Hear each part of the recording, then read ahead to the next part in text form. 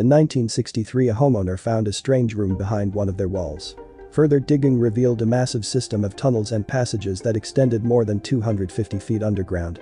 This was the massive underground city of Derinkuyu, which could hold up to 20,000 people. Who carved out this immense underground city big enough for 20,000 people, and more importantly, why?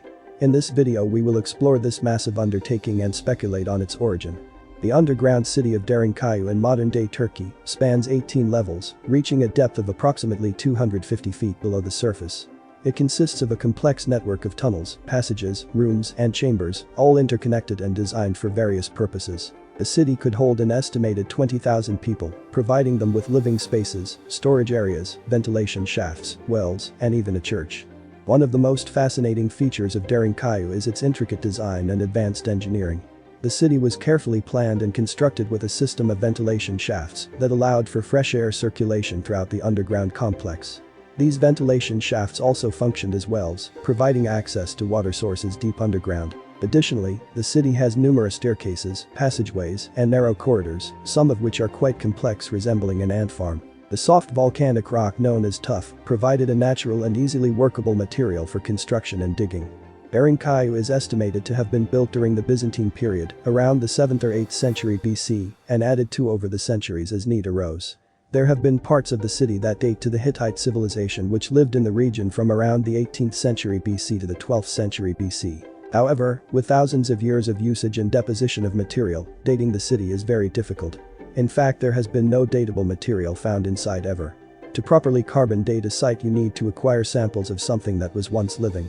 For a city that is underground and has been used for thousands of years by many different people, this is a challenge. It is likely that we would not find artifacts from very ancient people if they used it. The purpose of Derinkuyu is still a subject of debate among historians and archaeologists. Some theories suggest that the city was primarily used as a defensive structure during times of war and invasion, providing shelter and protection for the local population. It could have served as safe havens for extended periods, allowing the inhabitants to survive in times of siege. However, the site has few defensive capabilities, and the doors are made of the same soft stone that the passages are carved from. If you knew an invading army was coming, you would likely reinforce the doors or make them from a harder stone. These stone doors were likely just regular doors that people used for privacy. They say that this site was carved out by Christians hiding from persecution in the 7th century AD, as evidenced by the chapels, churches, and religious symbols found within Derinkuyu. The presence of churches in the city does not mean that the city was made by these people. They could have found the underground city and used it for their purposes after. Just as houses and buildings are made and people live there for a while and new people move in. The evidence that someone lived in a house does not mean they are the ones who built that house. Sites all over the globe have been occupied, abandoned and reoccupied for thousands of years. This makes it challenging to find the first builder or inhabitant of a site like this. I believe some of the oldest human habitation could be at sites where people have lived for thousands of years, and we have lost all evidence of the former people throughout history. There have been no written records of Derinkuyu's construction, just its usage by later peoples. Some researchers believe that this site was carved out during the last ice age to shelter people during the Younger Dryas climatic event. During this 1,000-year period, the Earth was likely being bombarded by meteors, and the temperature fluctuated wildly, killing hundreds of species globally. Perhaps during this time these people sought shelter underground. This could be why they were not as concerned with the doors being impregnable from invaders. Archaeologists have ascribed this site to cultures that occupied it, but that does not mean they built it.